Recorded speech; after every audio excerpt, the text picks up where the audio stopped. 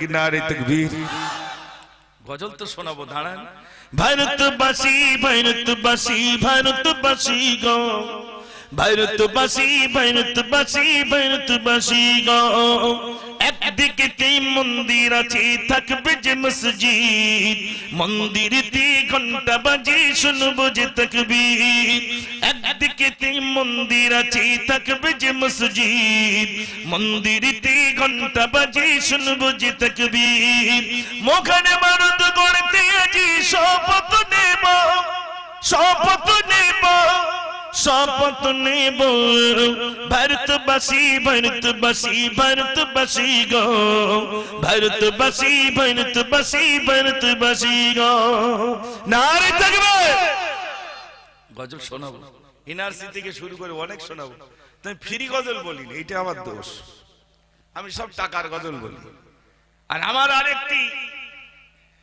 আমি কারুর গজল বলি না আমি যা লিখি আমি বলছিলাম আল্লাহ রাব্বুল আলামিন পরীক্ষা নেবেন আইয়ুব নবীর আল্লাহ পরীক্ষা নিলেন 16 বছর সমস্ত শরীর পচে গেল বিবি চলে গেলেন সব চলে গেল একজনই রয়ে গেলেন বিবি রাহিমা কিসের আশায় না স্বামীর কদম তলে আমার দয়ার জান্নাত রয়েছে আমি জান্নাত ছেড়ে কোনো দিনের তরে যেতে পারি না জোরে বলুন না সুবহানাল্লাহ ভাইরা আমার আইয়ুব নবী শরীরে যখন পোকা হলো এত পোকা আইয়ুব নবীর শরীর থেকে দুটো পোকা জমিনে লাফ মেরে পড়লো জমিনে যখন পড়ে গেল আইয়ুব নবী দুটো পোকা নিজের শরীরে তুলে দিয়ে বলে পোকারে আমার শরীরের গোশত রক্ত কি তোর ভালো লাগে না এতদিন যাবত আমার শরীরে রক্ত খেয়েছিলি আমার শরীরের গোশতগুলো তুই খেয়েছিলি আমার শরীরে রক্ত কি আর তোর ভালো লাগে না দুটো পোকা নিজের শরীরের উপর আবার তুলে দিল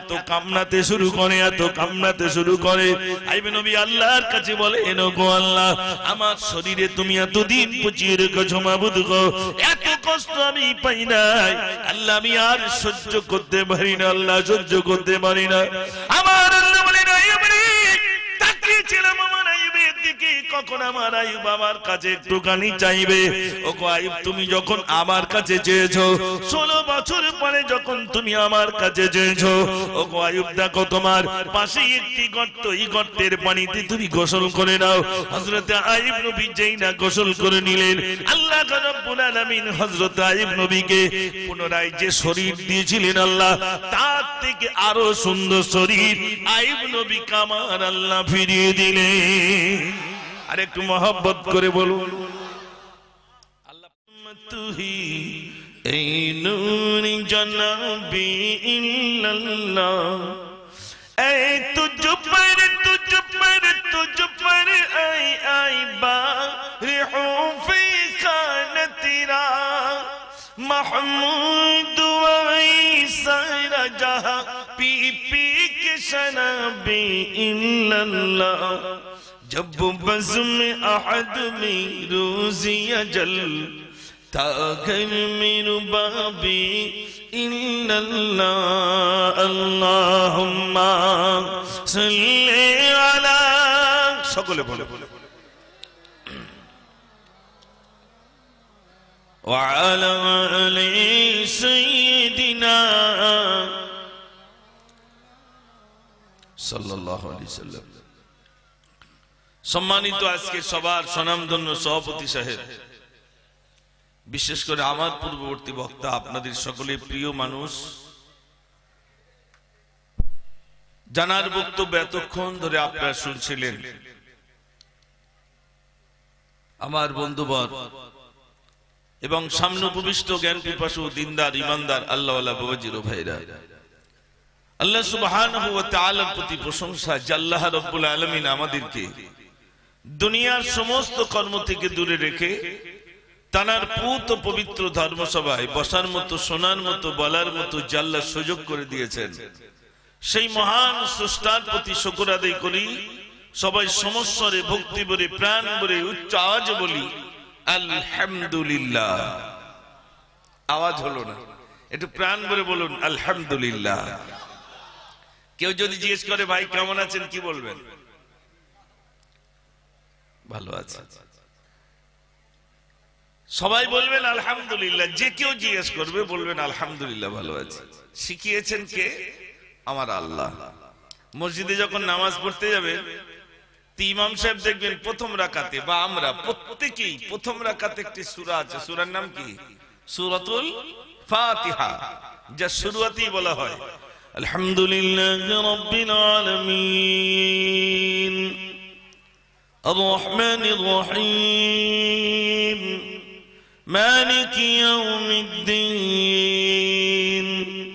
ইয়্যাকা না'বুদু ওয়া ইয়্যাকা নাস্তাঈন اهدنا الصراط المستقيم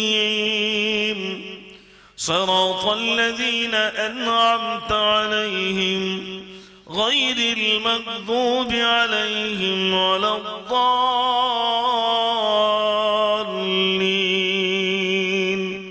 এরপর কি বলবেন? একটু জোরে বলে আমিন। আচ্ছা, আমাদের দিকে যারা জমি মাপে ওদের কি বলে? ই আমিন আর ও আমিন এক না আলাদা? কেমন আলাদা বলতে পারবো, আমি আজ বোঝাবো ইনশাআল্লাহ। কেমন আমিন? আমি সূরাতুল ফাতিহা কোরআন শরীফ থেকে আলোচনা আপনাদের কাছে রাখবো ইনশাআল্লাহ। কোরআন শরীফের ভিতরে 114টি সূরা আছে। 114টি সূরার ভিতরে আমি আপনাদের কাছে শুরু করেছি সূরাতুল ফাতিহা, যা প্রথম নম্বর সূরা। এই সূরার ভিতরে 7টি আয়াত আছে। আমি 7টি আয়াতের ভিতরে একটা আয়াত নিয়ে যদি আলোচনা করি, আমি মুজাফফর বলতে বলতে বলতে বলতে ইন্তেকাল হয়ে যাব। লিখনে ওয়ালা লিখতে লিখতে লিখতে ইন্তেকাল হয়ে যাবে। শুননে ওয়ালা শুনতে শুনতে শুনতে ইন্তেকাল হয়ে যাবে। তথাপিও আলহামদুলিল্লাহি রাব্বিল আলামিনের তাৎপর্য বান্দা লিখে লিখে বলে বলে শেষ করতে পারেনি আর পারবে না। জোরে বলুন সুবহানাল্লাহ। এখনো দেখবেন গ্রামে মায়ের এত মিলাদ শুনে যে ওই এসে যে অবু কেমন আছো, বুবু বলবে এই কোন রকমে যাচ্ছে মা, বলে না ভাই? কিন্তু একবারও বলে না যে আলহামদুলিল্লাহ ভালো আছি। করোনা আপনাদের দিকে কেমন? বলবেন আলহামদুলিল্লাহ। আপনারা বলুন, করোনা এসে আমাদের উপকার হয়েছে না ক্ষতি হয়েছে? এর কথা বলতে হবে। ক্ষতি হয়েছে। করোনায় যদি ক্ষতি হতো তাহলে মসজিদের দিকে সব ছুটেছিল কেন? ঠিক কি না? সব মসজিদ মুখে ছুটেনি ভাই? সবাই মসজিদ মুখে ছুটেছিল। করোনা এসে ক্ষতি হয়নি, লাভ হয়েছে। যদি বলেন কেমন লাভ? চীনের রাষ্ট্রপ্রধান কোরআন শরীফ কেড়ে নিয়েছিল। চীনের রাষ্ট্রপ্রধান মসজিদের আজান বন্ধ করে দিয়েছিল। চীনের প্রধানমন্ত্রী মসজিদের তালা লাগিয়ে দিয়েছিল। আজান দিতে দেব না, নামাজ পড়তে দেব না। কোরআন শরীফ কেড়ে নিয়েছিল, তসবিহ দানা গুনতে দেব না।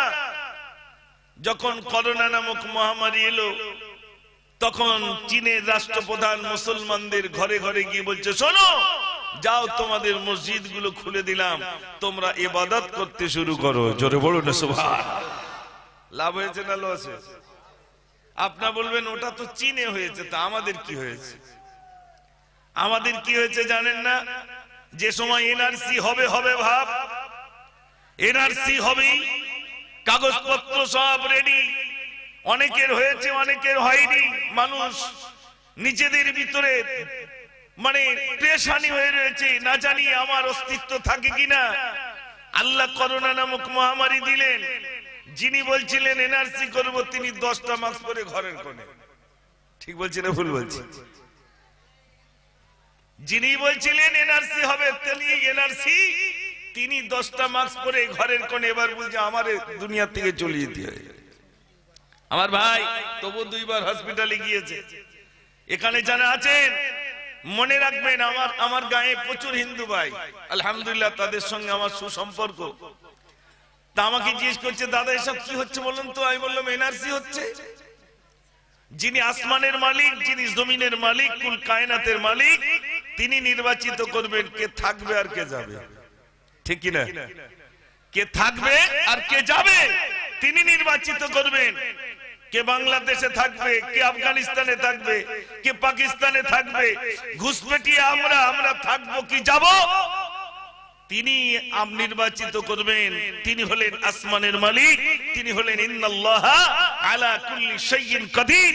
তিনি বলছেন আমার মতো ক্ষমতা কারুর নাই, আমি শুধু বলবো কুন ফায়াকুন হয়ে যাও, সঙ্গে সঙ্গে তা হয়ে যাবে। একটু জোরে বলবেন না সুবহানাল্লাহ। আমার ভাইরা, আমফান নামক ঝড় এসেছিল, আমাদের ক্ষতি করেছে না লাভ করেছে? লাভ হয়েছে ভাই, একটু জোরে বলে। অনেকেই বলবেন ক্ষতি হয়েছে। যে বাড়িতে আল্লাহর নাম হতো না সে বাড়িওয়ালা দরজা ধরে শুধু বলছে আল্লাহ এবার বুঝি গেল, আল্লাহ এবার বুঝি আমার চাল গেল। তাহলে আল্লাহর নাম জবানে এসেছে না? যদি যে আল্লাহ বলতো না, যার বাড়ি আজান হতো না আমফান নামক ঝড়ের দিনে 27 কদরের রাত, অনেকে কদরের নামাজ পড়তেও পারেনি, ঠিক কি না? অনেকে আপনার সেহরি খাওয়া হয়নি, অবাক হয়েছে।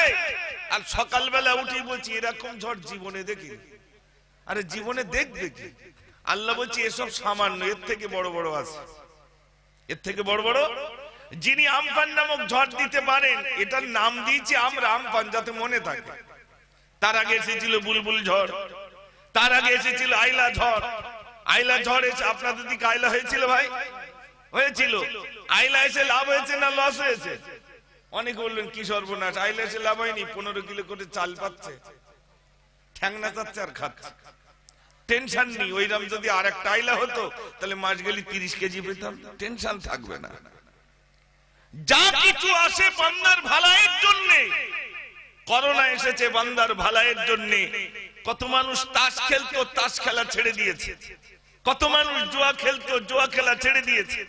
কত মানুষ সুদ খেত, সুদ খাওয়া ছেড়ে দিয়েছে। কত মানুষ কুকর্মে নিয়োজিত ছিল, কুকর্মগুলো ছেড়ে দিয়ে ইসলামের সুশীতল ছায়াতলে আশ্রয় নিয়েছেন। একটু জোরে বলুন না সুবহানাল্লাহ। ভাইরা আমার, এই পৃথিবীতে আল্লাহ রাব্বুল আলামিন আমাদেরকে পরীক্ষা নেবেন। আমফান ঝড় এটা তো সামান্য। আল্লাহ বলছেন কাল্লা ইযা দুক্কাতিল আরদু দাক্কান দাক্কা। আল্লাহ বলছেন যেদিন আমি জমিনটাকে চূর্ণ বিচূর্ণ করে দেব। আল্লাহ বলছেন আসমান আমি তৈরি করলাম, ইন্না ফি খালকিস সামাওয়াতি ওয়াল আরদ। আল্লাহ বলছেন নিশ্চয় আসমান, এই জমিন, এই চন্দ্র, এই সূর্য, এই সব জ্ঞানী মানুষের নিদর্শন। এগুলো দেখবে আর নির্ণয় করবে আল্লাহ তুমি তাহলে কত মহান। জোরে বলবেন না সুবহানাল্লাহ। আল্লাহ বলছেন বান্দা, আসমান তৈরি যখন করেছি শুধু বলেছি কুন ফায়াকুন হয়ে যাও, হয়ে গেছে। এই জমিন যখন তৈরি করেছি তখন বলেছি কুন ফায়াকুন হয়ে যাও, হয়ে গেছে। পাহাড় তৈরি করেছি, ওয়াল জিবালা আওতাদা আলাম নাজআলিল আরদা মিহাদা ওয়াল জিবালা আওতাদা। আল্লাহ বলছেন এই জমিনটাকে আমি বিছানা করে দিয়েছি তোমাদের জন্য, আর পাহাড়টাকে এই জমিন যাতে নড়াচড়া না করে তার জন্য পাহাড় তৈরি করে প্রেকের মতো সেটে দিয়েছি। একটু জোরে বলুন না সুবহানাল্লাহ। এই কাপড়গুলো টাঙিয়েছে, ডেকোরেটরের কাছে জিজ্ঞেস করেন, সব প্রেক মেরেছে। কেন বলেন তো প্রেক মেরেছে? যাতে কাপড়টা ঝুলে না পড়ে। তো এই জমিনটাকে আল্লাহ বানানোর পরে যাতে ঝুলে না যায় তার জন্য প্রেক সেটে দিলেন। কোনগুলো? পাহাড়। তা আল্লাহ বলছেন ওয়াল জিবালা আওতাদা, আমি পাহাড়কে বানালাম প্রেকের নেই, যা প্রেকের মতো গেড়ে দিলাম ওই পাহাড়টা একদিন তুলোর মতো উড়বে। আল্লাহ পারেন না? পারেন না? আল্লাহ পারেন।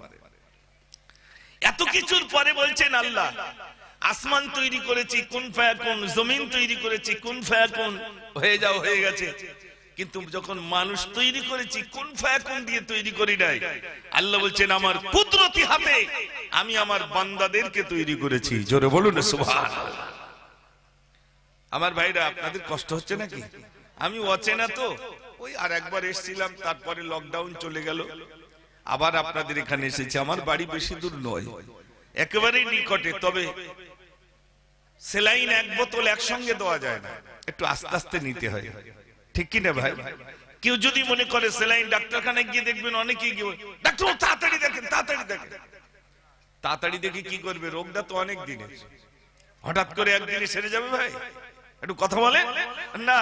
সেলাইন দিতে হবে, তার সঙ্গে আস্তে আস্তে ঔষধ পুশ করতে হবে। আস্তে আস্তে একটি মানুষ সুস্থ হয়ে উঠবে।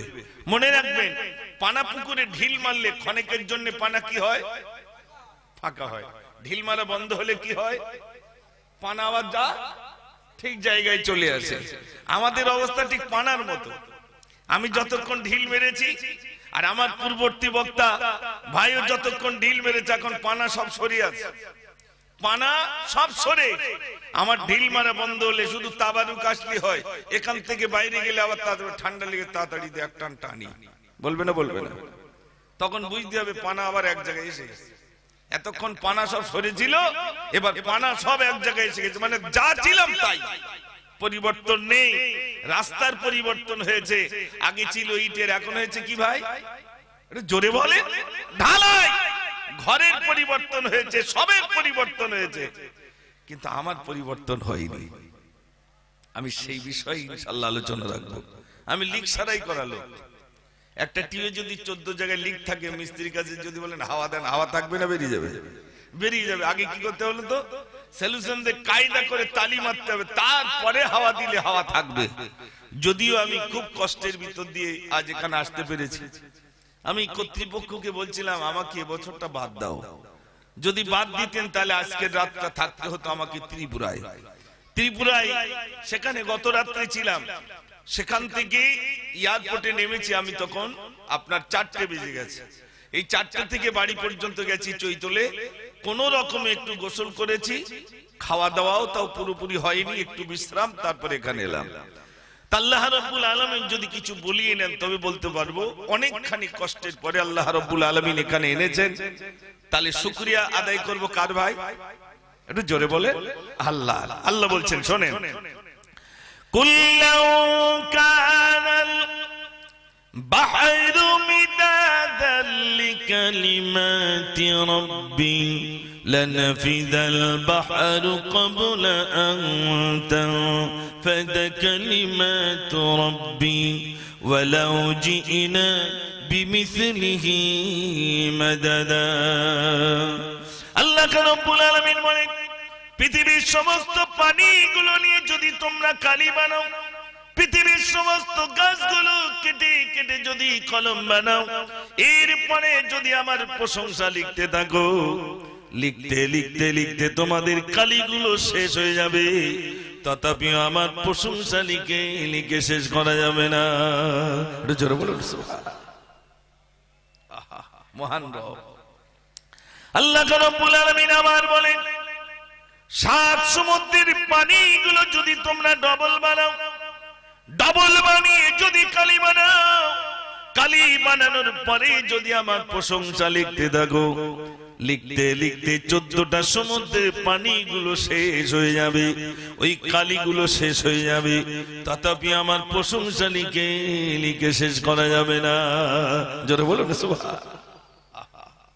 এই করোনায় কত মানুষ আক্রান্ত হলো, আল্লাহ আমাদের দিতে পারতেন না? পারতেন না? পারতেন। মাস্ক পরলেও রেহাই নেই। কটা মাস্ক পরবে? এই এয়ারপোর্টে যান, আল্লাহ, আমি যখন প্লেনে উঠি তো মাস্ক দিচ্ছে, তারপরে আপনার হাতে দেওয়ার জন্য ওটাকে কি বলে, স্যানিটাইজার দেওয়া হলো, শ্যাম্পুর পাতার মতো সবার হাতে দেওয়া হলো, তারপরে একটা হেলমেট মতো মানে কাঁচ সামনে জরি দিয়ে পেপার টাইপে, তার সেখানে একটা হেলমেট মতো দিল, তারপরে আপনার ফ্লাইটে উঠতে হবে, আবার বিভিন্ন রকম চেক, তারপরে উঠতে হবে, তার আগে নয়। তা আমি মনে মনে চিন্তা করছি, নিউ টাউন তো বিরাট বড়, নিউ টাউনের বিল্ডিং গুলো বিরাট উঁচু উঁচু, ওই নিউ টাউনের বিল্ডিং এর উপরে যে সময় করোনা নামক মহামারীতে মানুষ আক্রান্ত হচ্ছে, তখন বহু মানুষ নিচে নামতে চাইছে না, না জানি যদি করোনা হয়। এই ভয়েতে তারা 4-5টা করে মাস্ক পরে রয়েছে, সোশ্যাল ডিস্টেন্স সর্বদাই বজায় করছে। আর ওই যারা ফুটপাতে ছিল তাদের না মাস্ক জুটেছে, না তাদের পরনের কাপড় জুটেছে, অথচ এদের করোনা হয়নি। 10 তলায় ছিল বসে, করোনার ভয়তে ও বেটার করোনা হয়েছে।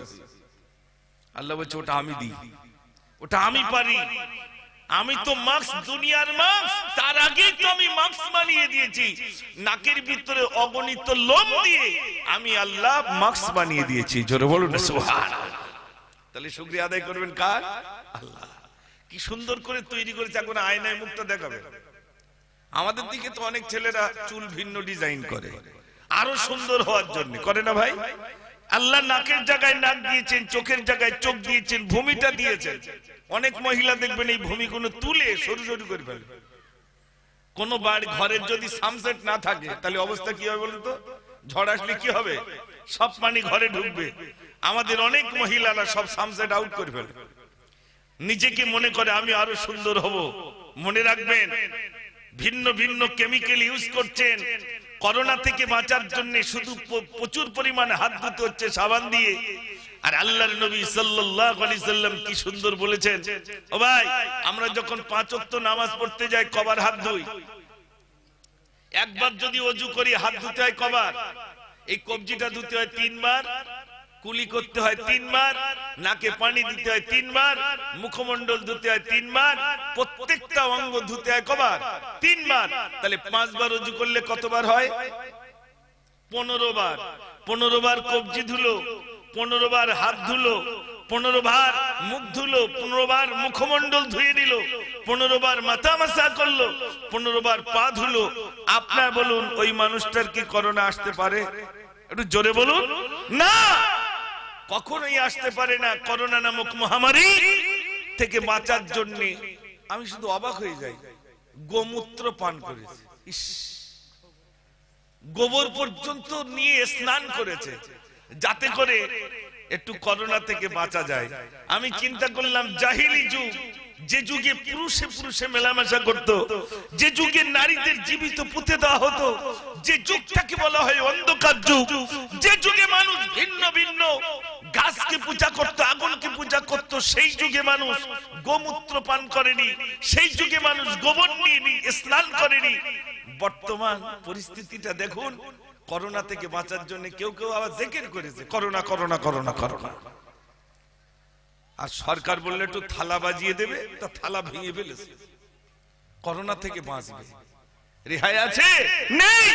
তাই একজন হিন্দু বুদ্ধিজীবী সোশ্যাল মিডিয়ায় এসে বলছেন, করোনা নামক মহামারী থেকে বাঁচতে গেলে আমার মনে হয় তিনি বলছেন মুসলিমদের মসজিদগুলো খুলে দেওয়া হোক, হিন্দু ভাইদের মন্দিরগুলো খুলে দেওয়া হোক, খ্রিস্টানদের গির্জাগুলো খুলে দেওয়া হোক, প্রত্যেকেই ইবাদত বন্দেগী উপাসনা পূজা আরাধনা করুন, তাহলে এই মানুষের চোখের পানির বিনিময়ে হয়তো এই করোনা নামক মহামারীটা যেতে পারে। এটা একটা হিন্দু ভাইয়ের কি সুন্দর কথা। আমার ভাই, আজ এখানে সত্যি ভালো লাগছে যে আজ আপনারা মন দিয়ে কিছু কথা শুনছেন। বিশ্বাস করুন, করোনা নামক মহামারীতে যদি কেউ ইন্তেকাল করে, তার গোসল দেওয়ার জন্য কিছুদিন আগে শুধু জিজ্ঞেস করবে তোমার আব্বা কিভাবে মরে গেছে। যদি বলে জ্বর অবস্থা, আর আসবে না, আর আসবে ভাই, আগে জিজ্ঞেস করবে কিভাবে মারা গেছে। এমনকি গোসল দেওয়ার লোক পাওয়া যাচ্ছে না। আর সেই দিনে আলেমে দ্বীন যারা টুপিওয়ালা দাড়িওয়ালা, তারা সেদিন সোশ্যাল মিডিয়ায় নিজের নাম্বার দিয়ে নিজের ছবি দিয়ে বলেছিলেন করোনা নামক মহামারীতে আক্রান্ত যারা, তাদের গোসল আর জানাজা যদি কেউ না করায় এই নম্বরে ফোন করবেন, আমরা গিয়ে তার গোসল এবং জানাজা আদায় করব। একটু জোরে বলুন না সুবহান। যা কিছু আসে কার তরফ থেকে আসে ভাই? আল্লাহর তরফ থেকে। ও ভাই আমার একটু গালি শুনুন, আল্লাহ রাব্বুল আলামিন করোনা নামক মহামারী দিয়ে আল্লাহ আমাদেরকে পরীক্ষা নেবেন। আল্লাহ ঝড় দিয়ে পরীক্ষা নেবেন, তুফান দিয়ে পরীক্ষা নেবেন, বান্দার সমস্ত ব্যবসা বাণিজ্য গুলো শেষ হয়ে যাবে, আল্লাহ পরীক্ষা নেবেন। হযরত আইয়ুব নবীকে আল্লাহ পরীক্ষা নিলেন, একজন নবীকে আল্লাহ পরীক্ষা নিলেন। আইয়ুব নবীকে আল্লাহ 3টে পরীক্ষা নিলেন। প্রথম পরীক্ষা শুরু হয়ে গেল। হযরত আইয়ুব আলাইহিস সালাতু ওয়াস সালামের প্রথম পরীক্ষা ছিল, ভাইরা আমার, তার একটি বিরাট বড় ব্যবসা ছিল। ওই ব্যবসাটির মূল ছিল ছাগল আর ভেড়া। প্রচুর পরিমাণ ছাগল ভেড়া ছিল। হযরত আইয়ুব নবীর ছাগল ভেড়াগুলো সবগুলো ভস্ম হয়ে গেল। আইয়ুব নবীর অনুসারীরা এসে বলল, ওগো আইয়ুব নবী, ছাগল ভেড়া সব তো শেষ হয়ে গেল। আইয়ুব নবী বলছেন, ও ছাগল আমার নয়, ও ভেড়া আমার নয়, যে আল্লাহ আমাকে দিয়েছিলেন সেই আল্লাহ আবার নিয়ে নিয়েছেন, তাতে আমার কোনো দুঃখ নাই, কোনো বেদনা নাই। একটু জোরে বলুন সুবহানাল্লাহ। ও ছাগল আমার না, ও ভেড়া আমার না, কে দিয়েছেন ভাই? আল্লাহ। আমরা অনেকে বলি এসব ব্যবসা আমি করেছি, এই দোকান আমি করেছি, আমার বাপ আমার কিচ্ছু দেয়নি, শুধু পিতলের একটা কলসি দিয়েছিল, আর সব আমি করেছি। এরকম বলা যাবে ভাই?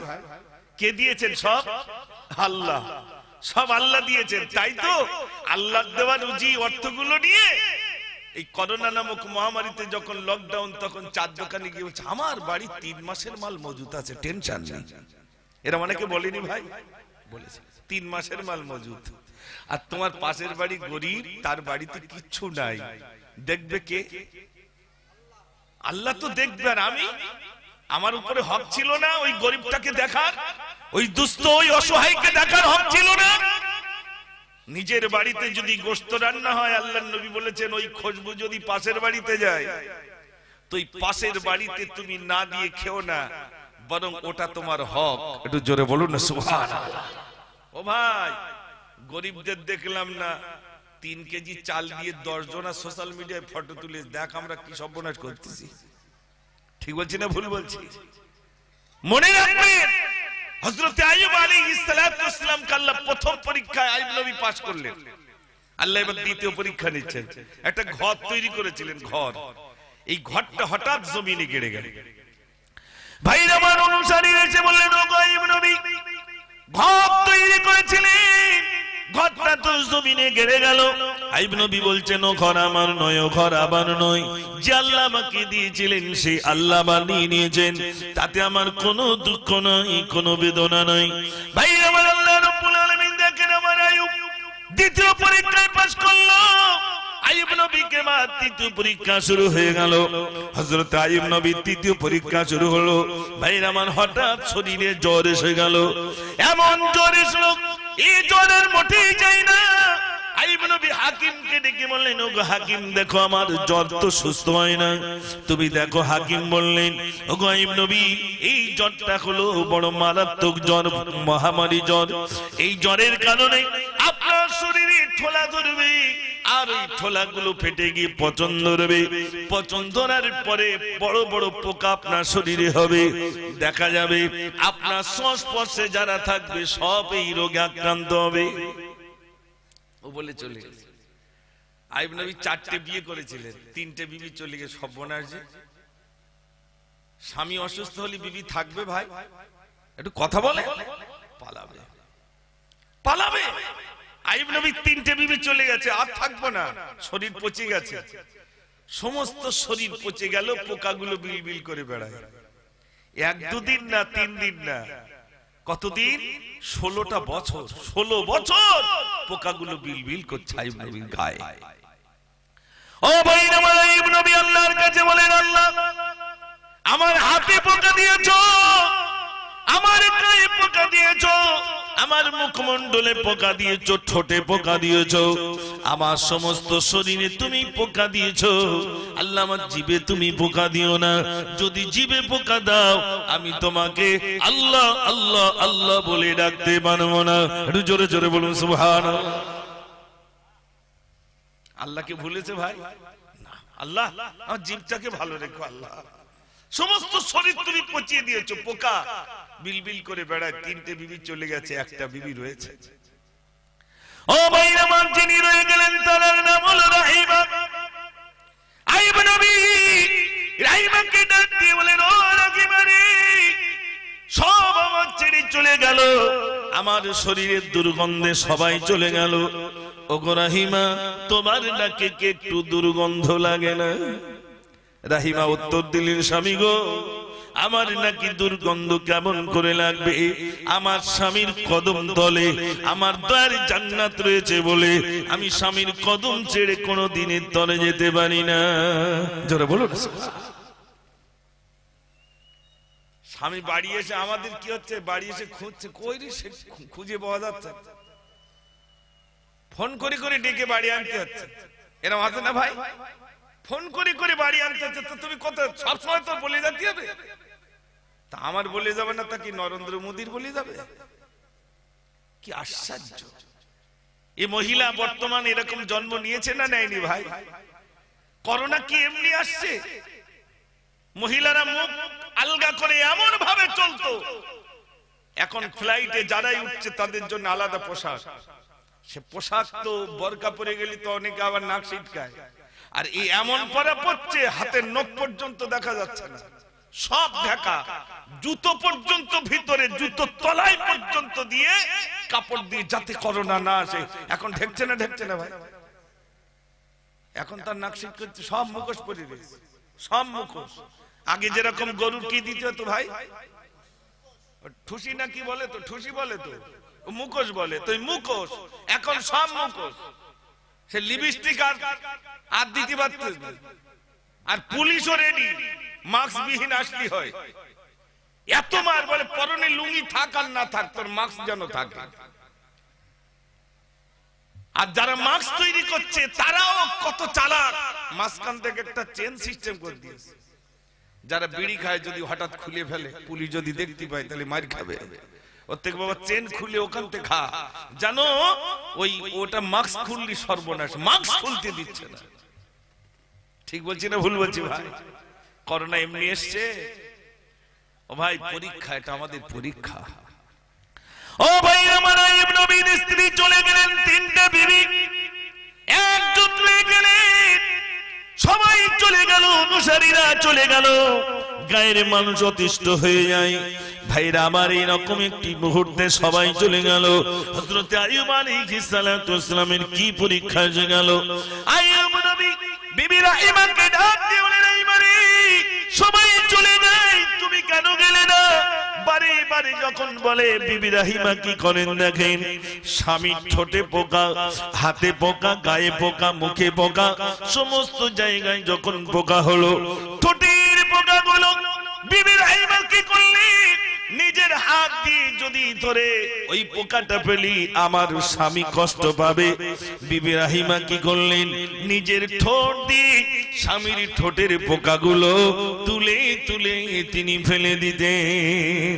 একটু জোরে বলবেন না, একটু জোরে বলবেন না সুবহানাল্লাহ। আর আমরা জ্বালাই জ্বলে যাচ্ছি। যারা তদবির করে দেখবেন অধিকাংশ মহিলা সব ওই তদবির কারকের কাছে গিয়ে বলছে, হুজুর এমন তদবির করে দেন আমার স্বামী যেন ওঠে আর বসে। ঠিক বলছি না ভুল বলছি ভাই? অধিকাংশ স্বামীকে বশ করার কৌশল। কেন? স্বামীকে যদি আমি এই বশ করে রাখতে পারি, আর অধিকাংশ আজ মানুষ এমনই হয়েছে, যদি নিজের স্ত্রী বলে দেয় ওই বদরা বাজারে আজ তুমি যেতে পারবে না, তা কোন বাবা তার নিয়ে যেতে পারে? যখন এটা হলো কিয়ামতের আলামত, যখন নারীরা তার স্বামীকে কবজার ভিতরে রাখবে, যদি বলে ওঠ তো উঠবে, আর যদি বলে বস তো বসবে। আল্লাহর নবী বলেছেন এটাই হলো কিয়ামতের আলামত, কিয়ামত অতি নিকটে। একটু আস্তে কথা বলতে পারলেন না মায়েরা? আমার মায়েরা, আপনাদের উদ্দেশ্যে বলছি না, সব চৈতলের মায়েদের কথা বলছি। এখানকার মায়েরা তো ভালো আলহামদুলিল্লাহ। ও সোনার মায়েরা, একটু গালি শুনুন। আমি বলছিলাম বিবি রাহিমার কথা। হযরত আইয়ুব আলাইহিস সালাতু ওয়াস সালাম তাকে বার খাটিয়ায় তোলা হলো, সমস্ত শরীর পচে গেল, পোকাগুলো বিলবিল করে বেড়ায়। আইয়ুব নবীকে গ্রাম থেকে অন্য গ্রামে যখন নিয়ে যাওয়া হয়, সেই গ্রামের মানুষ বলছে তোমরা অন্যত্র নিয়ে যাও, এত দুর্গন্ধ আমরা সহ্য করতে পারি না। ভাইরা আমার, যখন অন্যত্র নিয়ে যাওয়া হলো, সেই বেলায় কোনো কেউ নাই, একেবারে মরুভূমি আর মরুভূমি। আইয়ুব নবীকে রেখে আসা হলো। বিবি রাহিমা সঙ্গে রইলেন, স্বামীকে খাওয়ানোর জন্য একটা কাফেরের স্ত্রীর কাছে গেলেন, আমাকে একটা কাজ দেন। বলছে কিসের জন্য? বলছে আমার স্বামীকে একটু আমি খাওয়াবো, কাজের বিনিময়ে যে মুদ্রাগুলো দেবেন ওই মুদ্রা খরিদ করে আমার স্বামীকে খাওয়াবো। বলছে তেমন কোন কাজ আমার বাড়িতে নাই, একটি কাজ আমি তোমাকে দেব। ওই বিবি রাহিমা শোনো, তোমার মাথার চুলটা বড় সুন্দর, তোমার চুলটা যদি আমাকে দাও, বিনিময়ে আমি তোমাকে কিছু মুদ্রা দেব। বিবি রাহিমা বললেন না, আমার চুল ধরে আমার স্বামী একটু উঠে বসেন, আবার চুল ধরে আমার স্বামী শুয়ে পড়ে। একটু জোরে বলুন না সুবহানাল্লাহ। হাত দিয়ে তুললে আমার স্বামীর গোশতগুলো খসে পড়ে যাবে। স্বামী ধরার মতো জায়গা নেই, আমার এই লম্বা চুলটা ধরে একটু উঠে বসেন, আবার এই চুলটা ধরে আবার আস্তে আস্তে শুয়ে পড়ে। জান্নাত মামুর বাড়ি, সারা বছর মিলাদ চন্দ্র স্বামীর নমুনা জান্নাত পেয়ে যাবো নাকি ভাই? আমার ভাইরা মায়েরা বিশেষ করে স্বামীর কদম তলে নারীদের জান্নাত। আজ যে সমস্ত নারীরা স্বামীদেরকে স্বামী বলে মনে করেন না, বড় দুঃখ বড় আফসোস, ওই সমস্ত নারী জাহান্নামের কারণ হয়ে যাবে।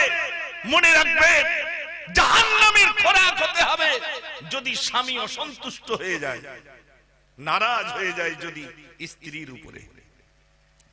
ও ভাই আমার, হযরত আইয়ুব আলাইহিস সালামকে খাওয়ানোর জন্য বিবি রাহিমাকে করলেন, নিজের চুলগুলো যেই না দিয়ে দিলেন, ও ভাইরা আমার যেই না দিয়ে দিলেন, এবারে ভাইরা আমার কেউ লিখেছেন কর্তন আর কেউ লিখেছেন মন্ডল, অর্থাৎ কেউ ঐতিহাসিক লিখেছেন, কেউ লিখেছেন নেড়া করে দেওয়া হয়েছে, আর কেউ লিখেছেন মাথার চুলগুলো কেটে দেওয়া হয়েছে।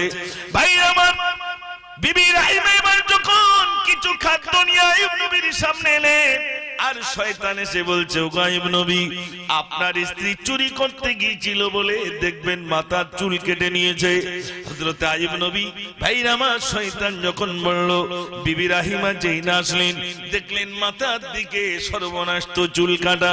বিবি রাহিমা এবার ভাইরা আমার তানাকে কেন্দ্র করে আইয়ুব নবী বিবি রাহিমাকে ডাক দিয়ে বলেন, এ রাহিমা, 100 বেত্রাঘাত যতক্ষণ তোমাকে না মারবো ততক্ষণ পর্যন্ত আমি তোমাকে বিবি রূপে মানব না। মাথা কি ভাই? নেড়া। আচ্ছা, মাথাটা নেড়া করেছে কি নিজের স্বার্থে না স্বামীর স্বার্থে? ভাই স্বামীর স্বার্থে, কিন্তু আইয়ুব নবী তো জানেন না, কিন্তু বলে ফেলেছেন 100 বেত্রাঘাত যতক্ষণ না মারবো। আমাদের হলে কি বলতো, রোগে মরে যাচ্ছে তো, অথচ দেখো সেই জবান বন্ধ হচ্ছে না। দুই একজনা বৃদ্ধ একটু বয়স হয়ে গেলে মায়েরা জিজ্ঞেস করে, তো একটু আমাদের বাড়ির দিক যে হতে বলে, কি করে যাই বলো দিন, ওই বুড়ো টানতে টানতে আমার সময় হয়ে যাচ্ছে। আহা, আগের যুগের এখান থেকে 20 বছর আগের মায়েদের দিকে একটু খেয়াল করুন, বরকা লাগতো না, এত ঘোমটা দিত, বরকা লাগতো না, পরপুরুষের সামনে আসতো না।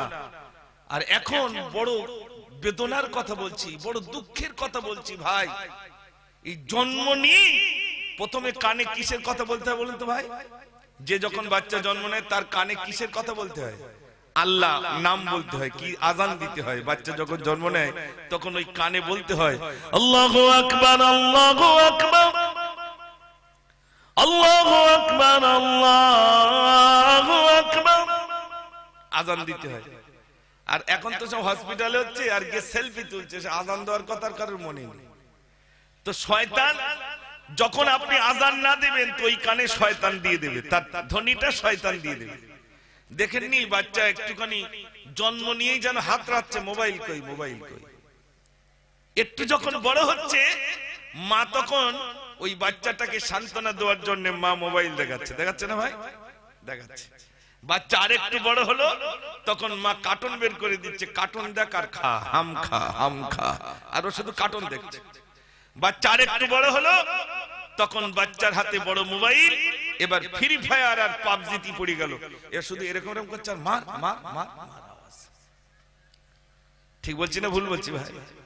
আমাদের ছেলেগুলো মেয়েগুলো শুধু আওয়াজ হচ্ছে মার মার মার। তা এই ছেলেগুলো যদি ফ্রি ফায়ার আর ওই পাবজিতে যদি ওদের ব্রেন চলে যায়, আমি দেখেছি ভাই, যারা মদ খায় তাদের ফিরিয়ে আনা যায়, যারা জুয়া খেলে তাদের ফিরিয়ে আনা যায়, যারা টিকিট খেলে তাদের ফিরিয়ে আনা যায়। কিন্তু বর্তমান পাবজি আর ফ্রি ফায়ার যারা খেলছে ফিরিয়ে আনা যাচ্ছে না ভাই, সব তার কেটে গেছে, সব ব্রেন শেষ, শুধু বলছে মার মার। আপনাদের এলাকার কথা বলছি না, আমাদের এলাকা, এখানে হয়তো সব কেউ খেলে না। বড় দুঃখের কথা বলছি ভাই, বিশ্বাস করুন, জাত শেষ হয়ে যাচ্ছে, জাত শেষ হয়ে যাচ্ছে। মা একবারও কিছু বলে না, বাপও কিছু বলে না, ছেলে উদম চালিয়ে যাচ্ছে ভাই। আর বর্তমান কিছু নারী রয়েছে তারাও সেই সাথে মেতে গেছে।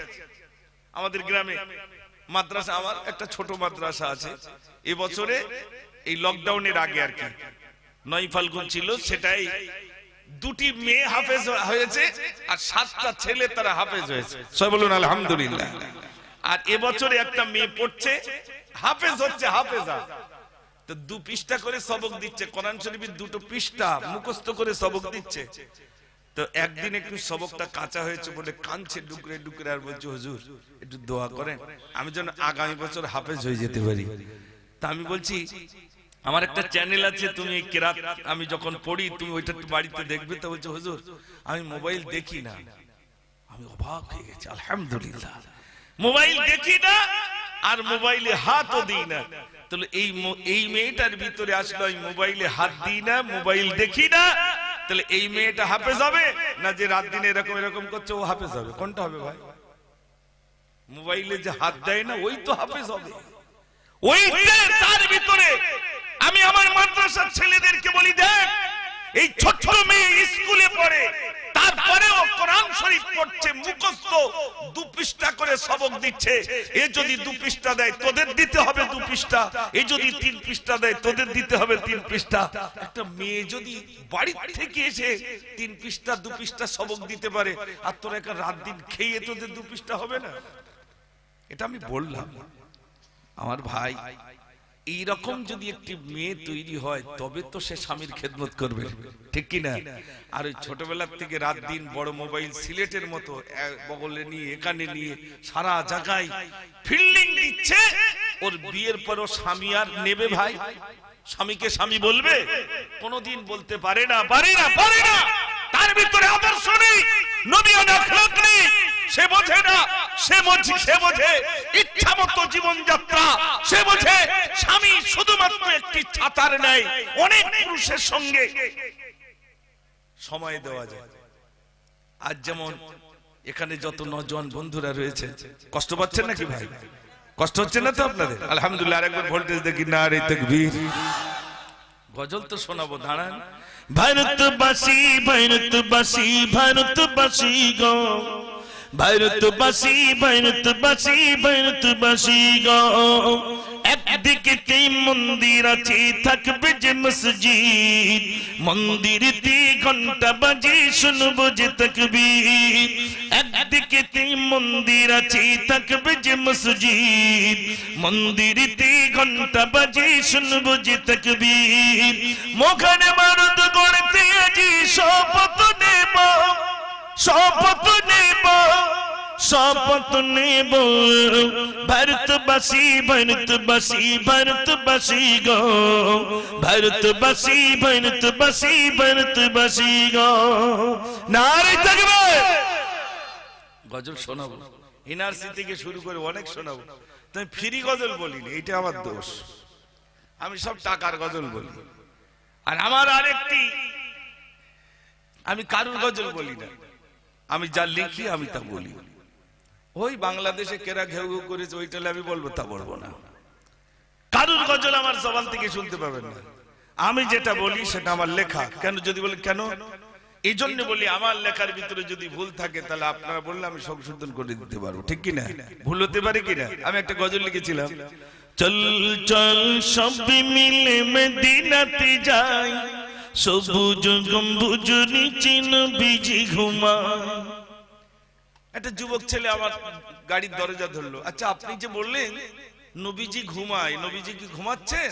নবীজি তো সর্বদাই উম্মতি উম্মতি করছেন, কিন্তু আপনি কেন লিখলেন নবীজি ঘুমায়? প্রশ্নের উত্তর বাংলাদেশের লোক দেবেন, আমার দিতে হবে ভাই, একটু জোরে বলে। আমি লিখেছি, আমি উত্তরটা দেব। আর আপনার গজল যদি আমি বলি উত্তর দিতে পারবো? পারবো না। তা আমাকে যেই ধরলেন, কেন আপনি লিখলেন চল চল সবে মিলে মদিনাতে যাই, সবুজ গম্বুজ নিচে নবীজি ঘুমায়, তা আমি তখন বললাম প্রশ্নের উত্তর কি এক্ষুনি দিতে হবে? তো এক্ষুনি দিতে হবে। আমার আর এক জায়গায় দাওয়াত, কিন্তু ওসব শুনছে না, তাড়াতাড়ি বলুন, গাড়ি ছাড়বো না, একদম দরজা ধরে রেডি, খোদার কসম কে বলছি। যুবক ছেলে আর যুবকদের সরিয়ে তো যাওয়া যায় না। এটাই ভাববেন না যে বদরার লোক যেরকম শান্ত বুঝি সাপ দেশের লোক এরকম শান্ত, নাকি না। তো যাইব, আমি বললাম আল্লাহর নবী সাল্লাল্লাহু আলাইহি সাল্লাম যখন মক্কা থেকে মদিনায় হিজরত করলেন, সঙ্গে ছিলেন হযরত আবু বকর সিদ্দিক রাদিয়াল্লাহু তাআলা।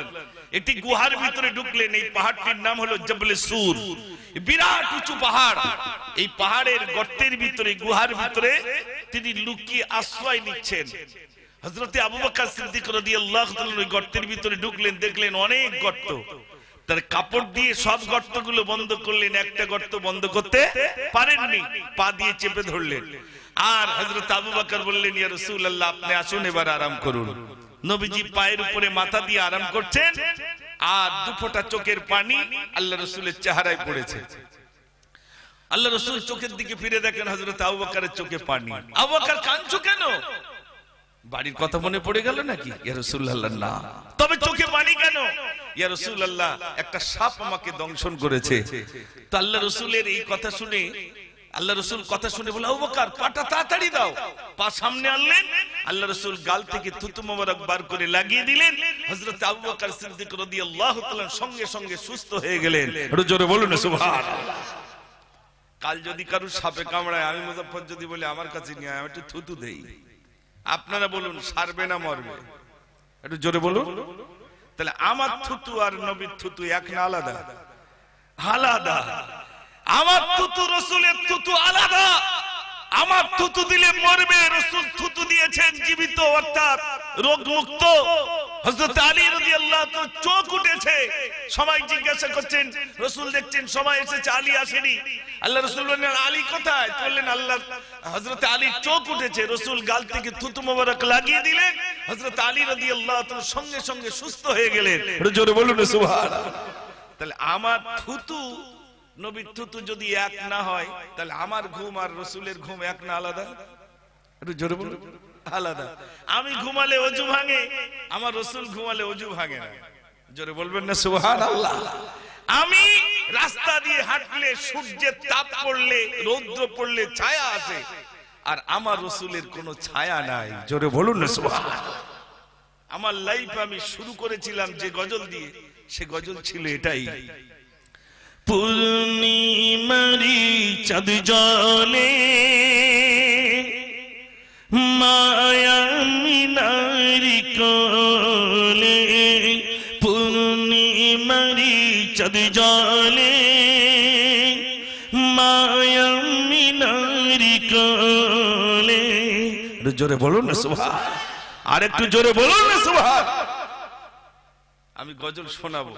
আমি ব্যাগ এসছি এই কারণে, বুঝতে পারছি আপনাদের একটু ঝিমুনি ঝিমুনি ভাব। এখনো গজল আমি শুরু করিনি, শুরু করবো ইনশাআল্লাহ। একটু লিকটা সারাই করতে দেন, তারপর হাওয়া দেবো ইনশাআল্লাহ।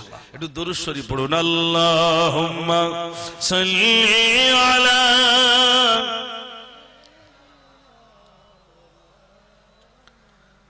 ওয়া আলা আলি সাইয়্যিদিনা। ভাইরা আমার, আমি বলছিলাম আল্লাহ রাব্বুল আলামিন পরীক্ষা নেবেন। আইয়ুব নবীর আল্লাহ পরীক্ষা নিলেন। 16 বছর সমস্ত শরীর পচে গেল, বিবি চলে গেলেন, সব চলে গেল, একজনই রয়ে গেলেন, বিবি রাহিমা। কিসের আশায়? না স্বামীর কদম তলে আমার দয়ার জান্নাত রয়েছে, আমি জান্নাত ছেড়ে কোনো দিনের তরে যেতে পারি না। জোরে বলুন না সুবহানাল্লাহ। ভাইরা আমার, আইয়ুব নবী শরীরে যখন পোকা হলো, এত পোকা, আইয়ুব নবীর শরীর থেকে দুটো পোকা জমিনে লাফ মেরে পড়লো। জমিনে যখন পড়ে গেল, আইয়ুব নবী দুটো পোকা নিজের শরীরে তুলে দিয়ে বলে, পোকারে, আমার শরীরের গোশত রক্ত কি তোর ভালো লাগে না? এতদিন যাবত আমার শরীরে রক্ত খেয়েছিলি, আমার শরীরের গোশত গুলো তুই খেয়েছিলি, আমার শরীরে রক্ত কি আর তোর ভালো লাগে না? দুটো পোকা নিজের শরীরের উপর আবার তুলে দিল। এত কামনাতে শুরু করে, এত কামনাতে শুরু করে। আইয়ুব নবী আল্লাহর কাছে বলে, এনো গো আল্লাহ, আমার শরীরে তুমি এতদিন পচিয়ে রেখেছো মাবুদ গো, এত কষ্ট আমি পাই নাই আল্লাহ, আমি আর সহ্য করতে পারি না আল্লাহ, সহ্য করতে পারি না। আমার আল্লাহ বলেন, আইয়ুব রে, তাকিয়েছিলাম আমার আইয়ুবের দিকে, কখন আমার আইয়ুব আমার কাছে একটুখানি চাইবে। ওগো আইয়ুব, তুমি যখন আমার কাছে চেয়েছো, 16 বছর পরে যখন তুমি আমার কাছে চেয়েছো, ওগো আইয়ুব দেখো তোমার পাশে একটি গর্ত, এই গর্তের পানিতে তুমি গোসল করে নাও। হযরত আইয়ুব নবী যেই না গোসল করে নিলেন, আল্লাহ রাব্বুল আলামিন হযরত আইয়ুব নবীকে পুনরায় যে শরীর দিয়েছিলেন আল্লাহ, তার থেকে আরো সুন্দর শরীর আইয়ুব নবীকে আমার আল্লাহ ফিরিয়ে দিলেন। আর একটু মহব্বত করে বলুন, আল্লাহ পারেন না? পারেন না? ও সোনার ভাইরা, মহান রবকে ভুলে না, করুণা নামক মহামারী আল্লাহ জন্মে দিলেন। বান্দা তুই আমাকে একবার ডাক, একবার ডাক, একবার যদি ডাকিস আমি আল্লাহ খুশি হয়ে যাব। ও সোনার বন্ধুরা, আল্লাহ রব্বুল আলামিনকে যদি বান্দা ডাকে, মহব্বত করে যদি একবার ডাকে, আমার আল্লাহ আমার বান্দার আল্লাহ তিনি বলেন আমার বান্দার দিকে আমি সাড়া দিতে থাকি। ও ভাইরা আমার, আল্লাহ রব্বুল আলামিন এত দয়াবান, বান্দার দিকে তাকিয়ে দা আমার বান্দারে একবার আমার ডাক, তুই গুনাহ করেছিস আমি ক্ষমা করে দেব, তোর অর্থের প্রয়োজন আমি অর্থ দেব, তুই অন্তর রোগ হয়েছে আমার কাছে যা, আমি আল্লাহ তোকে শেফা দিয়ে দেব। আরে ভাইরা আমার, আল্লাহ নবীর জন্য বলেছেন যদি তোমার জুতোর ফিতেও ছিঁড়ে যায় দুনিয়ার কোন মানুষের কাছে যেও না, আল্লাহর কাছে যাও, মহান রব্বুল আলামিন তা তিনি পুরা করে দেবে। একটু জোরে বলুন না সুবহান। একটা ঘরের জন্য মেম্বারের কাছে হেঁটে হেঁটে জুতো পাতলা হয়ে যায়, ঠিক কিনা ভাই? তা আপনি মেম্বারের কাছে চাচ্ছেন কেন? কার কাছে চাইতে হবে? একটু জোরে বলুন। আল্লাহর কাছে চান।